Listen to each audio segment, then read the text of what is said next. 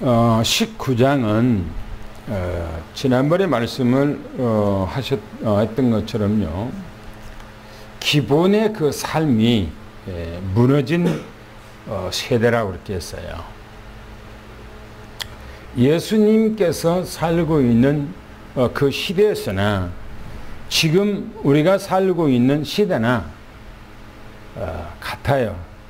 오히려 우리가 살고 있는 시대는 예수님께서 이 땅에 오셔서 사역한 시대보다 더 타락하고 무너져 버리는 그런 세대라고 이렇게 볼 수가 있습니다. 우리가 지난주에 메시지를 간단하게 조금 정리하면은 서론으로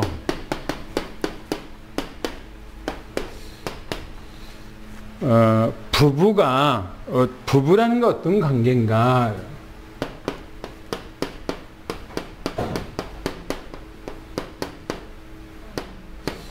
부부는 한 몸이라 그렇게 말씀하고 있습니다. 무슨 말입니까?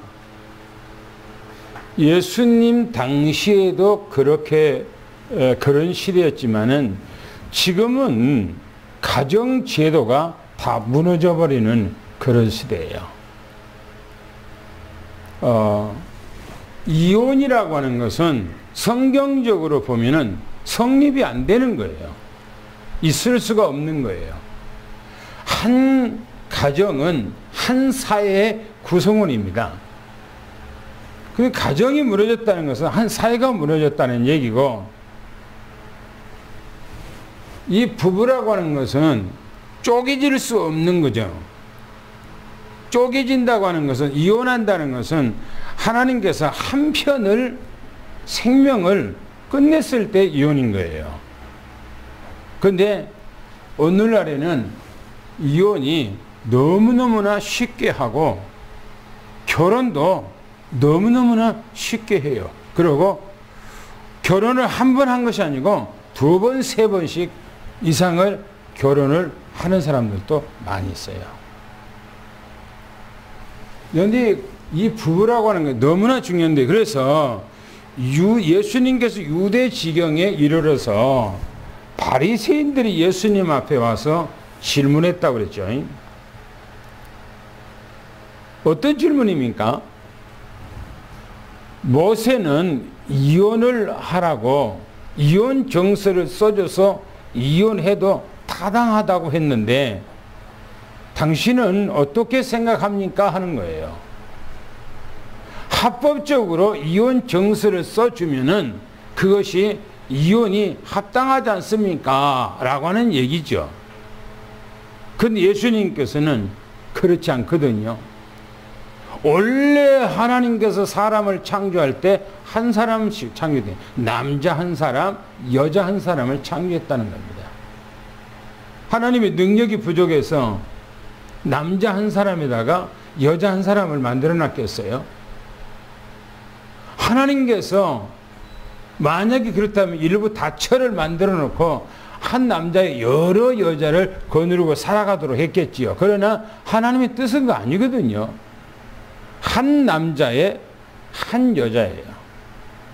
그게 부부입니다. 그게 부부는 한 몸이 한 몸, 쪼개질 수가 없고 나누어질 수가 없어요. 성립이 안 되는 겁니다. 그러나 오늘날에는 이 제도가 다 무너져 버렸어요. 다 무너졌어요. 또 이혼은 안 하지만 또 부부가 밖에 나가서는 별짓을 또 다 하는 세상이에요. 그게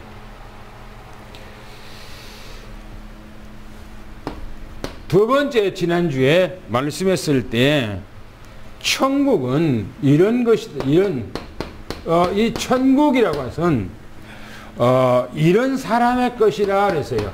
이런 사람의 것이다 이렇게 얘기했죠. 다시 말하면 어린아이들이에요. 어린이죠. 어린이. 그런데 어린이라고 그래서 모두가 다 천국에 갑니까? 그렇지 않아요. 예수 그리스도 안에서 어린이를 얘기를 하고 있는 거예요.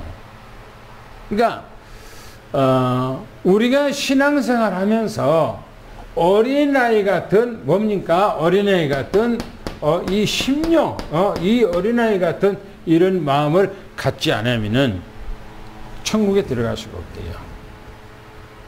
우리가 신앙생활 하면서 한번 쉽게 생각을 해봐야 돼요. 예수 그리스도를 믿어버렸으면 구원이 완성이 되냐 이겁니다. 그렇습니까? 예수 한 번 딱 믿어버렸으면 그냥 구원이 완성 다 돼버립니까? 그러면 성경 요한복음 1장 12절 한 구절만 줘야 돼요. 뭐라 씁니까? 요한복음 1장 12절 말씀에 영접하는 자 곧 그 이름을 믿는 자에게는 하나님의 자녀가 되는 권세를 주었으니 라고 한 절만 주면 다 끝나는 거예요. 그렇잖아요. 그런데 성경에는 그렇지를 않아요. 우리가 어린아이 같이 되지 않으면 천국에 못 들어간다는 거예요. 그러면 신앙의 믿음이라고 하는 것은 뭐냐? 이 믿음이라고 하는 과정이에요. 과정. 과정. 믿음이라고 하는 것은 과정을 거치는 거예요. 성장하는 거, 이 과정 안에서는 성장이에요. 성장. 그래서 믿음에 합당한 삶이 되지 않으면 구원이 안 된다는 거예요. 한번 봅시다. 오늘 그런 본론으로 좀 들어가서 봅시다. 저는 오늘 아침에 이 제목을 좀 바꿨어요. 이 제목이 낫다 싶어갖고요. 오늘 그 제목을 뭐라고 바뀌냐면은 부자 청년과 제자들과의 결과 그랬어요. 부자 이 청년과 제자들과의 제자들의 결과입니다. 결과.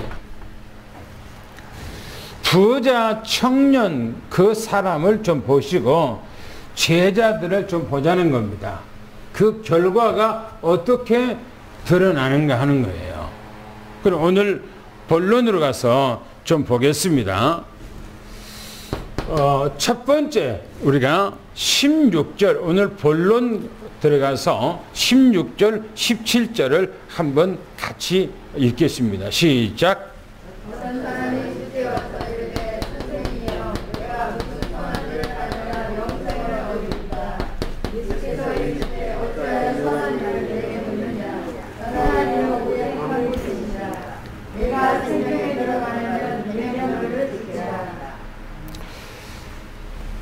지금 이 부자, 이 청년이 예수님 앞에 질의를 합니다. 질문을 하는 거예요. 뭐라고 질문합니까? 첫 번째 이렇게 얘기합니다. 부자 청년. 이 청년의 질의를 하는데 뭐라고 질의를 하는가? 선한 선생님 그랬어요. 선한 선생님. 영생을 얻으려면 그랬어요. 영생이라고 했어요. 영생. 여기서 우리가 중요한 것은 선한 선생님이라는 겁니다. 그리고 영생이라고 하는 거예요. 왜 선한 선생님이냐면 밑에 가서 어떤 일을 하여야 구원을 얻겠습니까? 그 밑에 가보면 예수님께서 왜 나한테 선하다고 하냐 해서 하신 말씀이에요. 어떻게 하면 영생을 얻겠느냐 이게 영생이에요. 영생. 두 번째 보면 어떤 선한 일을 하여야 선한 일 해야 구원을 얻느냐 이렇게 있어 물었어요. 질문이 잘못됐어요. 질문이. 지금 이 질문이 여기서 말하고 있는 이 질문이 유대 사회의 질문이 이게 유대 사회. 유대 사회가 이렇게 신앙생활을 하고는 있는 거예요. 아주 잘못된 거예요. 그런데 우리가 구원을 얻는데 무슨 선한 일을 하고 윤리적으로 살고 도덕적으로 살아야 구원을 얻습니까? 예? 만약에 내가 선한 일을 해야 구원을 얻는다 그러면 그리스도가 필요가 없어요. 내가 선한 일을 하면 되지. 예수 그리스도를 왜 필요로 합니까? 내가 윤리와 도덕적으로 바르고 선하고 진실로 거짓말 안 하고 바르게 살면 내가 되는 것이지. 예수 그리스도가 무슨 소용이 있겠어요? 이 사람들이 지금 질문한 것을 말하면 이 사람들은요, 선한 일을 해야 영생을 얻는다 이렇게 생각을 하고 있는 거예요. 이게 뭐냐면은 종교 개념입니다. 종교 개념이에요. 신앙생활은 절대적으로 내 공로가 0.1%가 필요가 없어요. 내 노력이 0.1%도 필요가 없는 것입니다. 나하고는 아무 상관없어요. 보세요. 이 사람은 지금 이 부자 청년은 자기가 노력해서 구원을 얻는다고 그렇게 생각하고 예수님 앞에 와서 선한 선생님 내가 어떻게 해야만이 영생이 있겠습니까? 라고 물었어요. 오늘날의 모든 종교인들이 여기에 딱 갇혀 있어요. 이 카테고리 안에 딱 갇혀 있어요. 무엇을 해야 구원을 얻는다는 겁니다. 그래서 밥 퍼주는 일, 국수 삶아주는 일, 이런 일 좋지요. 그런 일, 착한 일이고 좋지요. 그렇게 해야 되겠지요. 그러나 그것은 구원하고는 아무 상관이 없다. 그런 얘기인 겁니다. 보세요. 이 말씀을 했을 때 주님의 말씀입니다. 주님의 이 말씀을 뭐라고 말씀하시는가 하는 거예요. 예수님께서 어찌 나를 선하다 하느냐라고 그렇게 물었어요. 왜 나한테 선하다고 하느냐? 뭐라고요? 한 분 누구예요? 하나님만 뭐예요? 선하다는 거예요. 예수님께서 선한 분이십니까? 아닙니까? 예수님께서는 죄가 없어요. 원죄도 없고 자범죄도 없고 아무 죄가 없어요. 예수님은 순수한 선한 자체 그 자체예요. 선 자체예요. 그런데 예수님께서 왜 나에게 선하다고는 하나님 한 분만 선하다고 그렇게 얘기하십니까? 예수님께서는 자신이 인간으로 이 땅에 오셨기 때문에 그렇게 하신 말씀이지 예수님께서 선하지 아니해서 그런 말씀을 하시는 거 아니에요. 예수님께서 선 자체예요. 선 덩어리예요. 예수님께서 원인기스예요. 원액이고 액기스입니다. 그런데 예수님께서 그런 말씀 하시는 그 이유가 뭐 때문에 그렇게 많은가? 인간은 다 타락됐고 부패됐고 창세기 3장 속에 있다. 그런 얘기를 하고 싶어서 하는 얘기예요. 인간은 다 부패됐다고요. 그래서 예수님께서 내가 인간으로 모습으로 왔기 때문에 지금 선하다 하지 마라. 그 얘기입니다. 그러나 예수님께서 선하신 분이에요. 그러면서 말합니까? 이렇게 얘기합니다. 생명으로 들어가려면 그러세요. 생명으로 들어가려면 무엇 한다고요? 뭘 해야 된다고요? 계명이요. 계명. 계명을 지키라 그렇게 했어요. 계명 지키래요. 계명 지키면 구원 받습니까? 아니에요. 이 밑에 가서 이제 이 원 뜻에 대해서 말씀하고 있는 것이에요. 계명 지킨다고 구는 것이 아닙니다. 그럼 당구장표를 한번 우리가 다 같이 읽겠습니다. 시작. 어떤 부자 청년이 주께 찾아와 선한 선생님이여 내가 영생을 얻으려면 어떤 선한 일을 하여야 합니까? 주님께서 말씀하시기를 어찌하여 내가 나를 선하다 하냐? 하나님 한 분 외에 선한 이가 없느니라. 생명으로 들어가기를 원한다면 계명을 지키라 합니다. 예. 그 다음에 이제 두 번째 두 번째 본론으로 들어가서 18절, 19절 본문 말씀을 또 한번 읽어보겠습니다. 시작.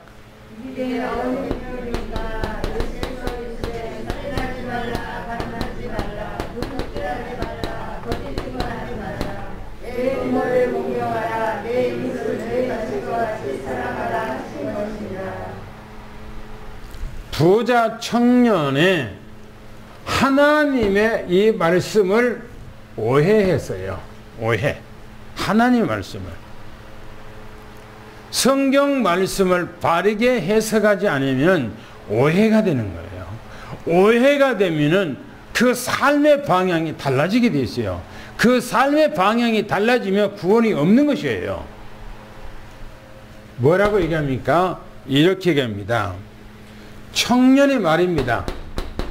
이 청년의 말이에요. 뭐라고 말하는가? 이렇게 얘기합니다. 어떤 계명을 지켜야 됩니까? 그랬어요. 어떤 계명? 어떤 계명을 내가 지켜야 됩니까? 그러니까 주님께서 말씀하시기를 뭐라고 말씀하시냐 하십니다. 살인하지 말라. 두 번째는 간음하지 말라.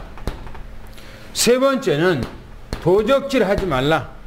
네 번째는 뭡니까? 이 거짓 증거하지 말라.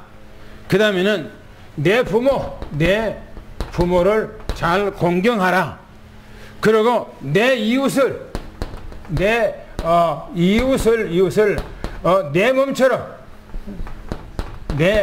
몸처럼 사랑하라. 그렇게 얘기했어요. 여러분, 이 말씀이 어디에 있는 겁니까? 이 말씀이 십계명에 있는 거예요. 십계명 가운데서도 둘째 계명이에요. 그렇죠? 첫째 번째 계명은 하나님 것이고 여기서 말하고 있는 요거는 둘째 계명입니다. 그러면 이 말씀의 요지가, 이 원요지가 뭡니까? 이 요지가 이 말씀을 그냥 살인하지 말라, 간음하지 말라, 도둑질 말하지 말라, 거짓 증거하지 말라, 내 부모를 섬겨라, 그리고 내 이웃을 내 몸같이 해라. 이 말씀은 문자적인 거예요. 그렇죠? 문자적인 거예요. 진짜 여기서 말하고자 하는 것은 뭐예요? 네? 뭐예요? 사랑이에요. 사랑. 이웃사랑. 이웃사랑에 대한 의미를 전혀 감지를 못하고 내가 살인 안 했다, 내가 간음하지 않았다, 내가 도적질 안 했다, 내가 거짓 증거를 안 했고 내 부모를 내가 잘 섬겼고 내 이웃을 내 몸같이 사랑했다. 이러고 이 문자적으로 바라고 있는 지금 율법적인 개념을 지금 얘기하고 있는 거예요. 이 청년은요. 예수님께서 이 말씀을 하시고자 하는 것은 문자적인 것을 말하는 것이 아니고 바로 이 사랑을 얘기하고 있는 거예요. 사랑을. 하나님 사랑과 이웃 사랑이죠. 이건 율법의 개념이 예수님께서 말씀하시기를 뭐라고 말합니까? 율법은 하나님 사랑, 이웃 사랑, 한마디로 말하면 사랑이에요. 그 얘기를 하고 있는 거예요. 그래서 당구장표를 읽어보겠습니다. 시작.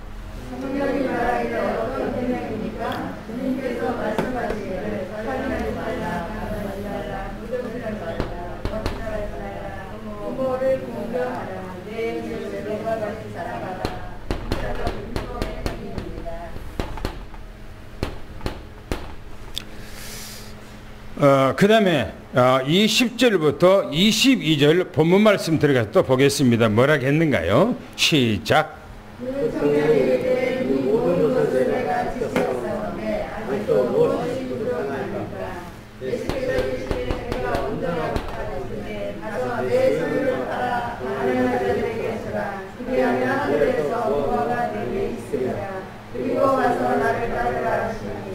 그 청년이 재물이 많으므로 이 말씀을 듣고 불신하며 가니라. 이 말씀이 오늘 중요한 말씀인데 부자 청년의 얼굴이 변색이 되어버렸대요. 변색, 기색이 달라졌다는 거죠. 성경에 이렇게 얘기하고 있습니다. 청년의 말입니다. 뭐라고 말하는가? 이 모든 것은 어려서부터 그랬어요. 어려서 자기가 지켰다는 겁니다. 뭡니까? 이 말씀은 어렸을 때부터 내가 철저히 지켰습니다. 유대 이스라엘에 가보면요, 꼬마들이 가서 학교 가서 또 학교 끝나면은 이 말씀을요, 십계명 그런 말씀을요 아주 철저하게 교육을 받아요. 랍비들에게. 그러니까 유대 사상의 이 율법적인 사상은요 완전히 뼈에 사무치도록 그렇게 그들에게 가르칩니다. 그리 살아요, 그 사람들은. 그러니까 내가 어렸을 때부터 그건 다 지켰거든요 라고 그렇게 얘기합니다. 그런데 아직도 내게 부족한 것도 있습니까? 내가 또 해야 될 거 있습니까? 그렇게 물어요. 그런데 이 말에 뉘앙스가 있잖아요. 여기서 말하는 거 어려서부터 지켰습니다. 그런데 아직도 내가 또 다른 것이 부족한 거 있습니까? 라고 다른 뉘앙스를 품으면서 얘기를 하는 거예요. 주님 앞에. 주님께서 그 청년의 아주 중요한 것을 여기서 얘기를 해요. 주님의 말씀입니다. 주님께서 말씀하시기를 뭐라고 말합니까? 온전해지기를 오냐? 온전해지길 원하느냐? 네가 온전해지기를 원하냐? 그렇게 물었어요. 가서 그랬어요. 가서 내 가진 거 그예요. 그 말은 무슨 말입니까? 재산이죠. 재산. 네 재산을 다 팔아서 팔아서 가난한 자에게 전부 다 나눠주라는 거예요. 네 재산을 싹 팔아서 가난한 사람들에게 싹 나눠주라.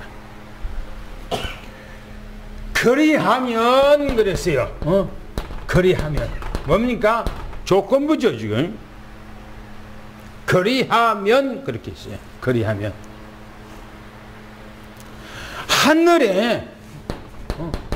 하늘에 뭡니까? 보화가 보물을 가지게 되리라. 보화가 내 것이 되리라.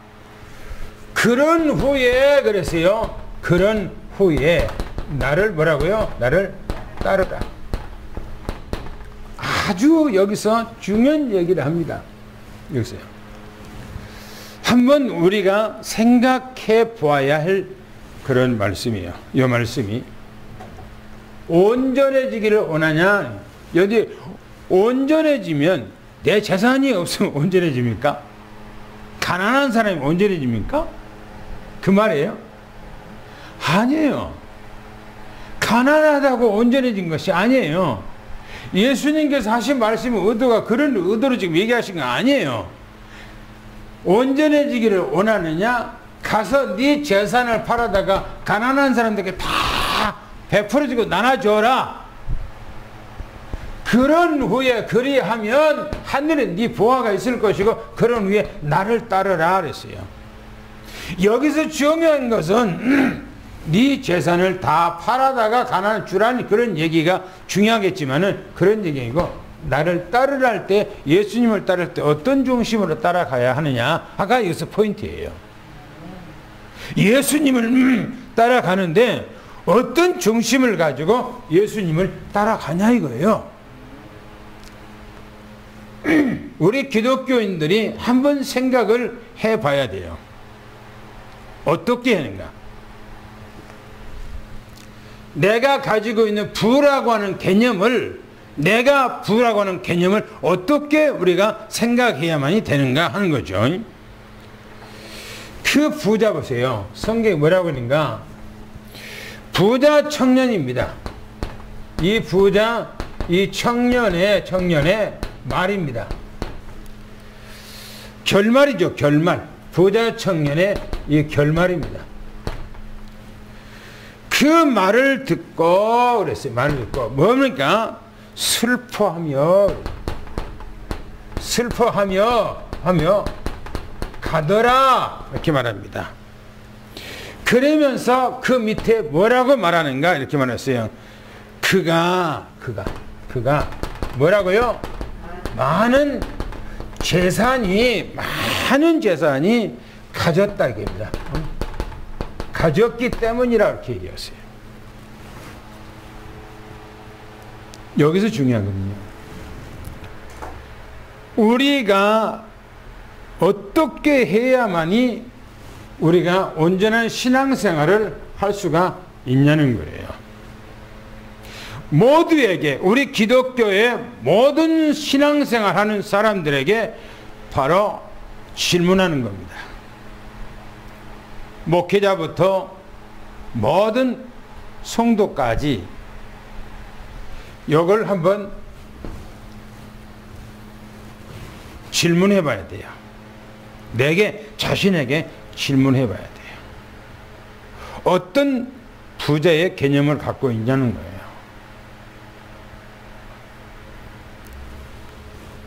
만약에 예수님께서 우리에게 지금 네가 온전해지기를 원하냐?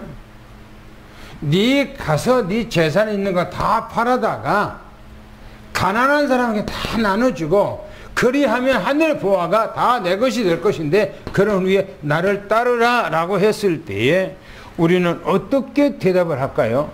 어떻게 내가 반응을 할까요? 아마 교인들 네 재산 다 팔고 나를 따르라 하나님 앞에 온전한 믿음을 가지려면 교회를 아마 3분의 2 약 5분의 4 이상은 전부 다 교회를 떠나갈 겁니다. 다 떠나갈 거예요.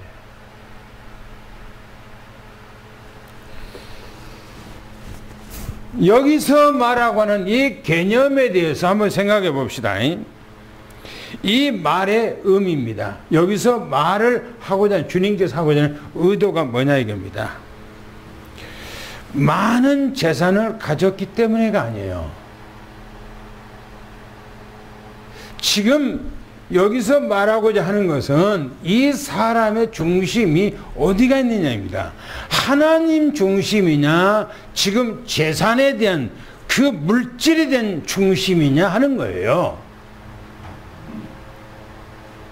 우리의 중심은 어디에 있습니까? 내가 온전히 주님을 따라, 내가 온전히 내 인생의 모든 것이 다 주님께서 중심이 되고 주님 따라가. 그런데 나는 물질을 선택하는 거냐, 안 그러면 주님을 선택하는 거냐라고 했었을 때에 우리는 이 부자 청년처럼 우리는 물질을 더 중요하게 생각하면 안 된다는 거예요. 우리는 기독교의 모든 그 개념은 그렇게 생각해요.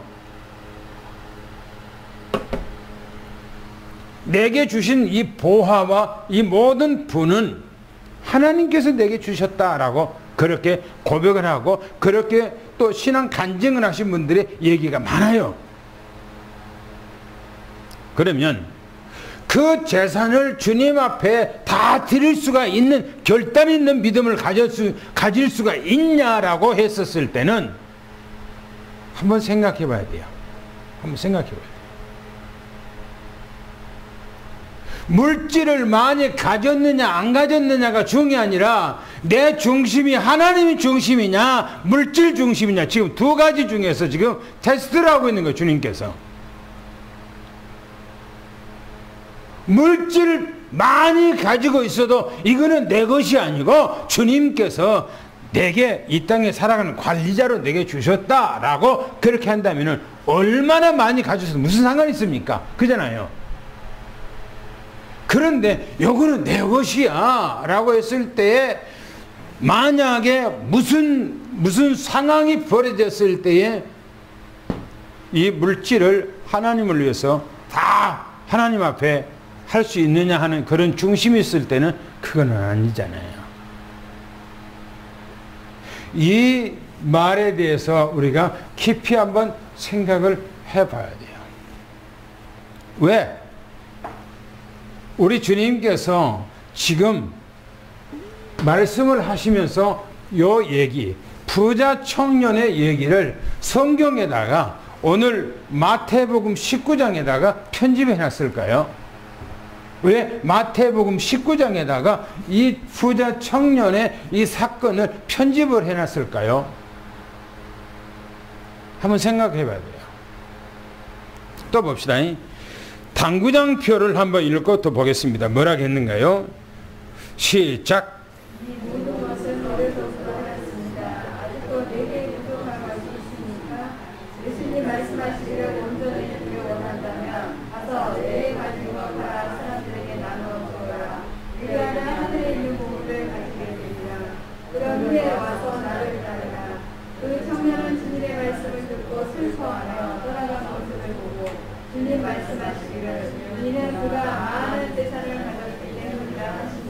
그 많은 재산을 가졌다면은 중심이 하나님 중심이 아니고 말씀 중심이 아니고 물질 중심이었다. 지금 그런 얘기예요. 한마디로 얘기가.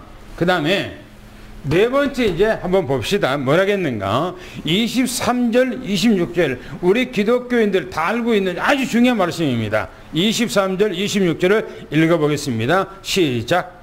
예수께서 저들에게 이르시되 내가 진실로 너희에게 이르노니 부자는 천국에 들어가기 어려우니라.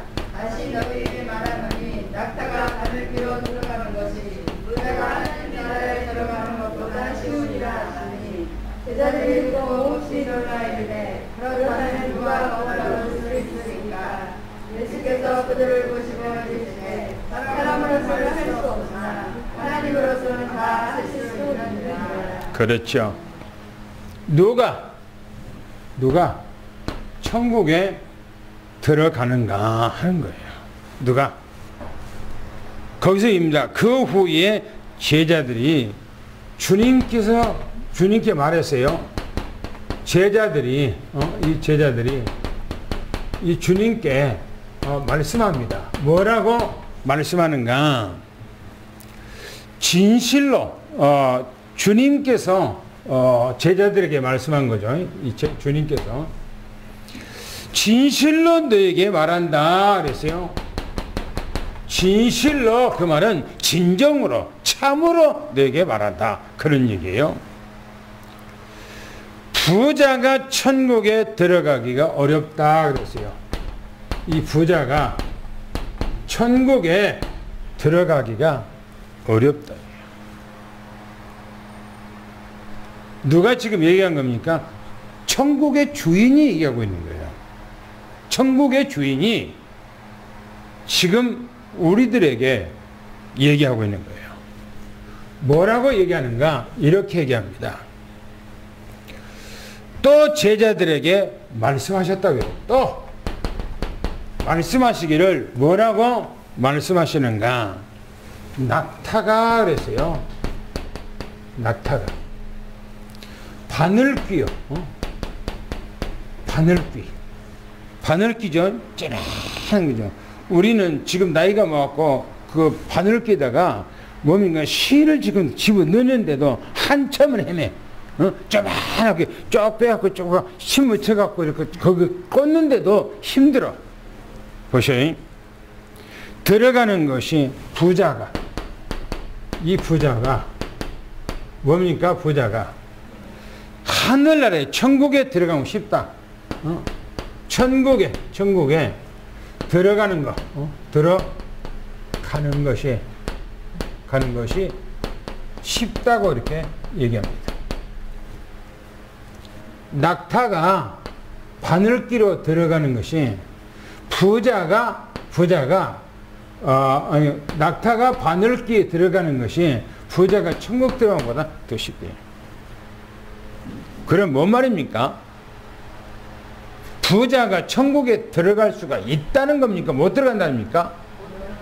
여기서 말하는 데는 절대적으로 가능성이 없다고 딱 못 박아버린 얘기예요. 이 얘기가. 그런데 보세요. 뭐라 하는가? 제자들의 표정입니다. 이 제자들의 표정이에요. 뭐 어떻게 평하고 있는가? 심이나 놀랐대요. 심이나 놀랐어요. 충격을 받았어요. 제자들이. 그러면서 그러면 누가 이 천국에 들어갈 수가 있습니까? 라고 물었어요. 예수님 앞에. 왜? 당시에 자기들도 생각했을 때에 개념이 안 쓰거든요. 그러니까 심히 충격을 받고 그러면 누가 천국에 들어갑니까? 라고 예수님 앞에 질문했어요. 예수님께서 말합니다. 주님의 말씀입니다. 뭐라고 주님께 말하냐면 이 일이 사람으로는 그랬어요. 사람으로는 뭐요? 불가능하다. 사람으로는 안 된대요. 그러니까 앞에서 말했던 것처럼 내가 살인도 안 하고요, 내가 간음도 안 하고요, 내가 도적질도 안 하고요, 거짓 증거도 안 하고요, 내 부모 잘 섬기고 내 이웃을 사랑했습니다 라고 이것 가지고는 안 된다는 거예요. 어떻게 해요?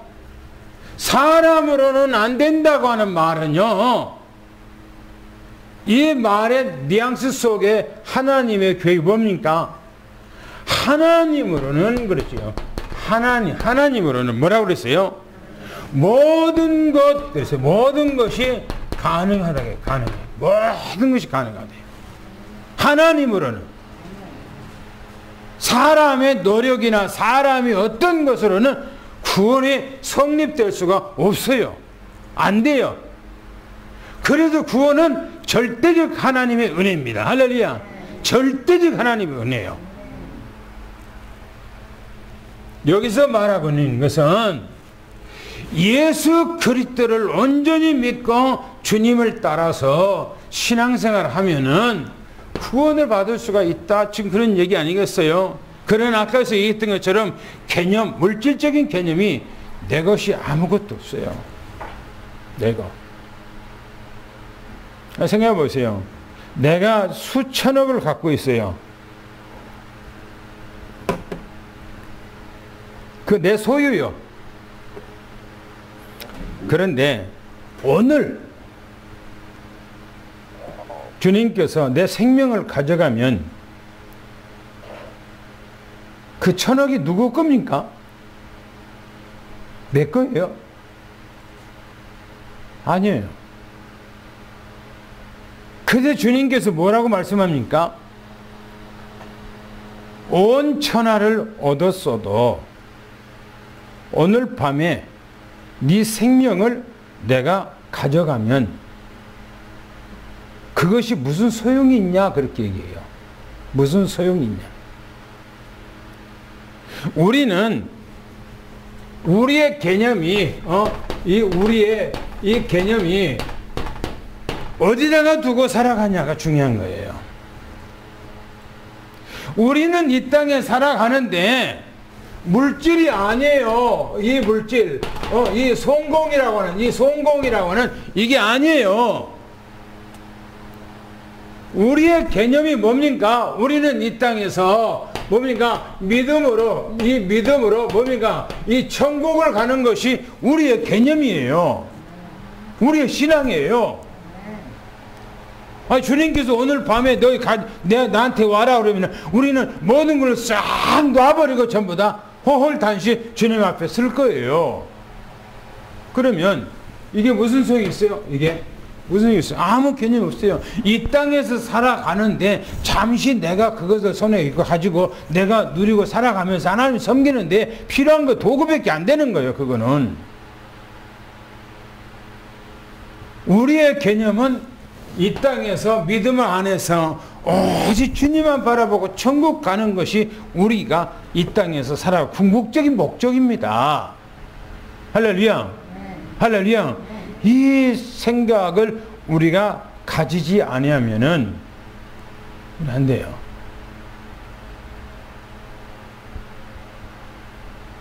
내가 사람이 이 땅에 살아가는데 천년 만년 삽니까? 아니에요. 너는 밤마다 신발을 벗어놓고 방에 들어가서 자고 나올 때 아침에 내가 그 신발을 다시 신을지 안 신을지 나는 장담을 못해요.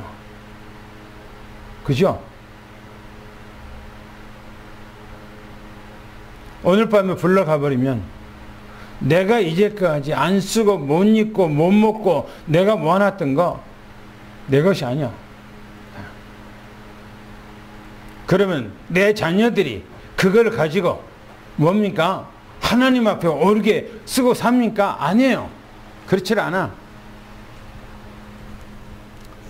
우리는 사람으로서는 어떤 것도 불가능하지만 하나님 안에서는 모든 것이 가능하다 이 말입니다. 그래서 우리의 믿음은 주님 앞에 내 인생을 다 걸어야 돼요. 할렐루야. 내 인생을 다 주님 앞에 걸어. 이 청년은, 부자 청년은 자기 인생을 이 하나님 앞에 걸지를 않았어요. 종교 생활했어. 종교 생활. 우리는 주님 앞에 내 인생을 모든 것을 걸었다면, 이 청년이 예수님 앞에, 하나님 앞에 모든 인생을 걸었다면 예수님의 말에 그대로 순종하고 따라갈 겁니다. 예수님의 제자들 보세요. 마태복음 4장 18절부터 22절까지 보면 예수님께서 고기 잡는 어부 베드로에게 나를 따르라니까 그냥 싹 놓고 즉시 따라갔다 그랬어요. 조금 가시다가 야고보와 요한이 물고기를 잡고 아버지하고 그물 손질하고 있어요. 그런데 주님께서 나를 따르라니까 그 배와 그물과 부모를 다 버려버리고 즉시 주님을 따라갔다고 성경이 기록하고 있어요. 창조자가 부를 때 우리는 아니요, 잠깐요, 내가 생각해보고요, 그럴 여력이 없어요. 우리는 창조자이신 하나님께서 우리의 내 인생의 모든 것을 다 가지고 있다는 사실을 믿음이 축원합니다. 할렐루야. 그래서 우리는 주님 앞에 내 인생을 걸기를 축원합니다. 당구장표 읽겠습니다. 시작.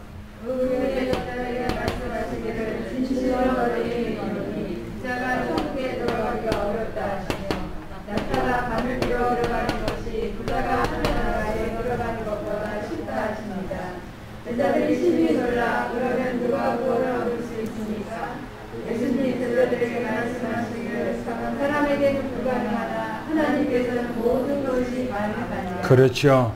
그래서 우리는 내 인생을 주님 앞에 거는 겁니다. 할렐루야. 내 인생의 모든 것을 가능하기 때문에. 마지막 보겠습니다. 27절부터 30절 말씀까지 보겠습니다. 시작.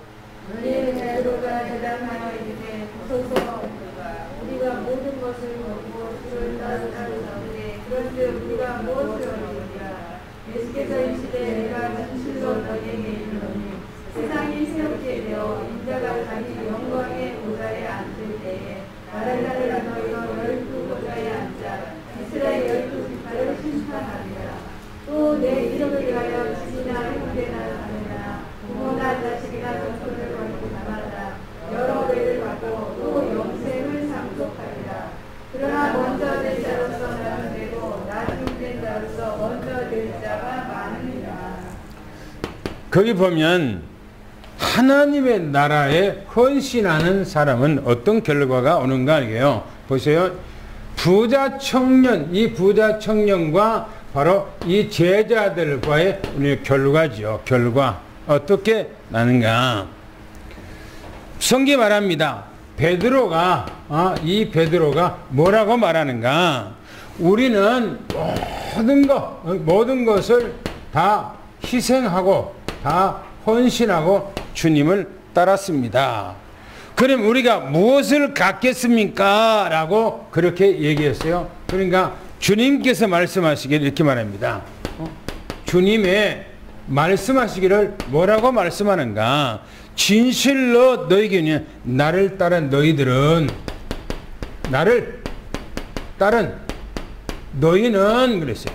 나를 따른 너희는 인자가 자기 영광 그랬어요. 인자가 예수님을 말합니다. 인자는요. 인자가 자기 영광 그랬어요. 자기 영광. 이 말은 예수님이 재림하실 때를 얘기해 두고 말씀하신 겁니다.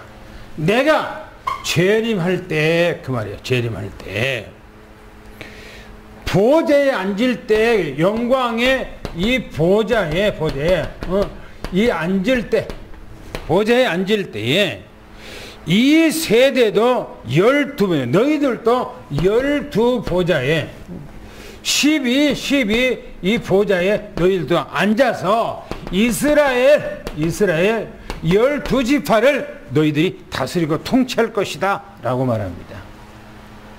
여러분 우리는 이 땅에 살아가지만요 바로 이 믿음으로 우리가 살아가다가 천국입니다. 바로 이게 천년 왕국이죠. 주님께 재림하실 때 천년 왕국에서 우리는 왕권을 가지고 통치하게 돼 있어요. 성경에서 얘기하기를. 우리는 그것을 바라보고 신앙생활 하는 거예요. 여러분들 이 세상에서도 그렇잖아요. 왜 우리가 돈을 모으고 왜 우리가 뭔가 부를 살라고 그럽니까? 뭔가가 미래에 더 소망을 가지고 미래에 더 아름다운 거 생각하고 한 거 아닙니까? 그런 것처럼 이 세상에 중요한 거 있지만 그러나 중요하지 않단 말입니다. 우리는 이 땅에 살아가는데 앞으로 주님께서 재림하실 때 얼마 있어 오실 테겠죠. 주님이 재림하시게 되면 어떻게 됩니까? 우리는 그 영광 중에 우리 제자들에게 말씀한 것처럼 주님의 보좌에 앉아서 12 이스라엘을 통치한 것이라고 성경이 말합니다. 그러면서 말하기를 마지막에 세 번째 이렇게 얘기합니다. 누구든지 내 이름이요. 내 이름. 뭡니까? 예수 이 그리스도. 예수 그리스도 이름이요. 예수 그리스도 때문에 그 말이죠. 집, 그 다음에 형제, 또 뭡니까? 부모, 또 뭡니까? 아내, 또 자식, 또 토지, 또 뭡니까? 이것을 버리는 사람, 버린다고 버립니까? 그 말이 아니고 이것보다 나를 뭡니까? 더 사랑하는 사람 그 말이에요. 아니 성경 안 맞잖아요. 그 버린다고 하는 말은 내 부모를 공경하라고 그랬는데 버립니까? 아니죠.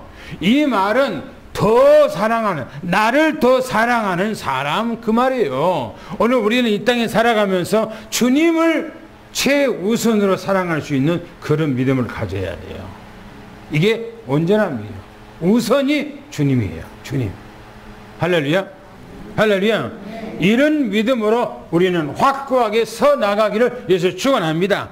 그러면서 마지막에 그러나 먼저 된 자는 나중되고 나중된 자는 먼저 된다. 이 말은 무슨 말인가? 이스라엘 백성들이 우리보다 더 먼저 됐잖아요. 먼저 하나님을 사랑하고 하나님 앞에 예배드리고 하나님의 은혜를 받고 했잖아요. 그런데 어떻게 됩니까? 지금은 이방인 우리가 예수님을 더 사랑하고 더 은혜를 받고 한단 말입니다. 그래서 바꿔진다 그런 얘기죠. 예수님께서. 그래서 우리는 신앙생활 하다 보면 어떤 사람들은 아주 오래된 신앙생활 했어요. 만년된 신앙생활이죠. 그렇죠? 처음이나 지금까지 신앙생활 하는데 뜨겁지도 않고 미지근하지도 않고 그렇게 하잖아요. 라우디아 교회 성도처럼. 그런데 신앙생활 처음 한 사람들은 얼마나 뜨겁게 합니까? 진짜 뜨겁게 하잖아요. 그걸 말하는 거였어요. 우리는 신앙생활을 오늘 본문에서 결론적으로 얘기해서 부자 청년입니다. 아무리 가졌어도 무슨 의미가 있습니까? 지금 이 부자 청년과 예수님의 제자들과 결론적인 딱 부분을 놓고 오늘 우리가 딱 생각한다면은 어떤 결말, 어떤 결론이 나옵니까? 어떻게 나오죠? 부자 청년 어디 갔을 것 같아요? 어디 가요? 지옥에 갔지요. 지옥에. 그러면 인간은 살아가는데 수천 년 기간 동안에 한 점도 안 돼요. 내가 이 땅에 살아가는 그 삶의 딱 시간 보면 한 점도 안 돼. 그 삶을 살아가면서 우리 하나님께서 우리에게 기회를 줬는데 그 기회를 이런 거 아무것도 아닌 이것 때문에 우리가 기회를 놓쳐버려요. 그거는 세상에 가장 어리석은 자요, 미련한 자요, 둔한 자죠. 제자들은 잠시 살아가는 가운데 주님께서 주신 기회를 흠뻑 누리다가 영원한 하나님 나라에 지금 가 있죠. 이 사람들은요, 최고 부자로서 최고 영광스럽게 우리의 그 삶을 살아가기를 예수는 축원합니다. 할렐루야. 당구장표 읽고 마치겠습니다. 시작.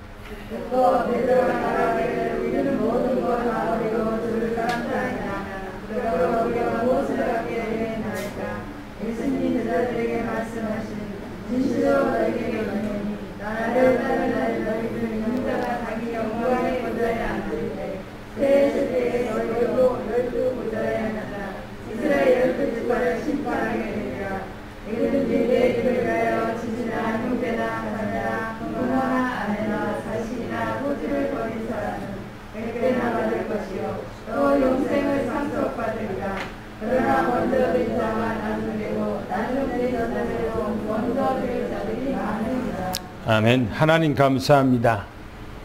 오늘 말씀을 우리에게 거울로 허락하시고 부자 청년의 그 삶과 예수님을 따른 그 제자들의 상과의 비교를 주님께서 하시면서 우리에게 그들의 결말을 우리에게 보여주셨습니다. 우리는 어떻게 우리가 살아가야만이 이 세상에서 잠시 동안 살아가는데 우리가 지혜로운 삶을 살아가는 걸까요? 우리는 제자들처럼 오로지 예수님만 바라보고 말씀만 따라가는 주님의 은혜를 사모하는 하나님의 백성들이 되게 도와주시옵소서. 그래서 우리 장로님들, 권사님들, 집사님들 모든 후대 하나님께 이르기까지 주의 은혜 속에서 강건한 하나님의 축복이 넘쳐나도록 역사해 주시옵소서. 우리 주 예수 그리스도 이름으로 간절히 기도하옵나이다. 아멘.